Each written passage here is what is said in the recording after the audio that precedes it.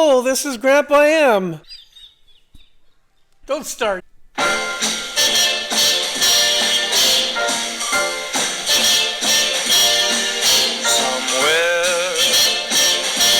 beyond the sea. I told you I'd be back. Hope a lot of you are out there listening or pick up on it sometime after this session. But this is our first session, and as I promised, we're going to talk about growing up in the early years in Southern California. That was the question that had most of the responses, and so that's what we're going to do. I guess I can start way back when. In San Pedro, you could walk the streets, you could go to the boys club, you could go to the park, you could go almost anywhere. You never hassled, always found other kids to play sports with or against. We had our own little kind of parts of neighborhoods that would play each other. We were very competitive when we had free time to all get together. Some very interesting times. Grandpa M, what was it like to go to elementary school in the 1950s? I attended a Catholic grammar school at that time. We had generally anywhere from 40 to 50 people per class. There was only 2 Catholic schools in San Pedro, California. So the classes were quite filled, and they were taught by nuns. And I did that all the way from first grade through 8th grade. My entire grammar school career was at one school. That's about all I can really say about that. Many of the classmates I knew and stayed together for many years. Some I still communicate to this day, and that's been many years. So that's how it all started. During those years, as I recall, it was the 7th grade, and there was always this huge tournament in Long Beach called the St. Anthony's Tournament. And Mary Star School had won it about 5 to 6 years prior, but it was very difficult because there were all the surrounding Catholic schools, grammar schools, and that year in my 7th grade actually, we did well, we won it all, and I was fortunate enough to win Most Valuable Player of the St. Anthony's Tournament.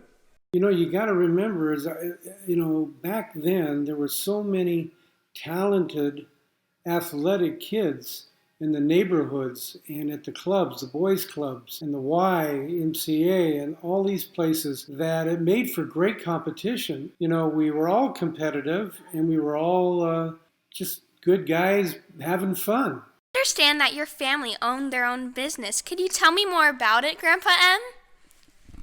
It's true. My family did own their own business, and I can remember going to the business, which we called the shop, as early as 5 years old, because from there I was taken to school, and it was there that I learned a lot about how to deal with business matters, waiting on customers, taking phone calls, writing up orders, helping with delivery, getting the driver what he needs for deliveries. So there was a lot to it, but as I look back, I learned a lot from it. The more I think about it, the cleaning continued for the entirety of the business, but it was shortly after the cleaning business got to a certain point that my father decided to rent and sell tuxedos. And that move was probably the best thing he ever did. Financially, it was a pretty good leap for him.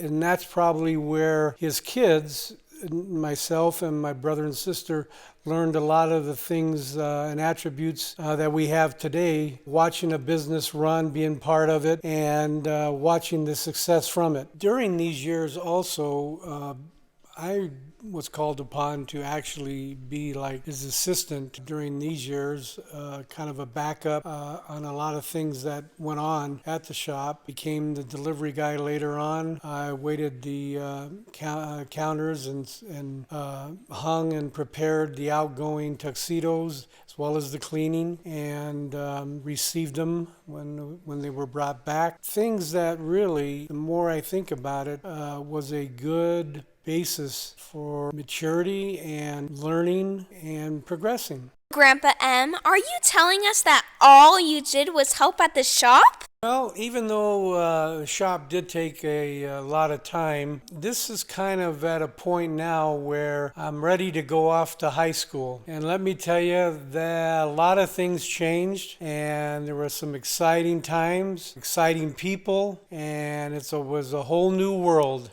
Stay tuned. I think you're going to like it. Subscribe to my YouTube channel, and be sure you follow me on Twitter and Instagram. Thank you very much. Good night. God bless.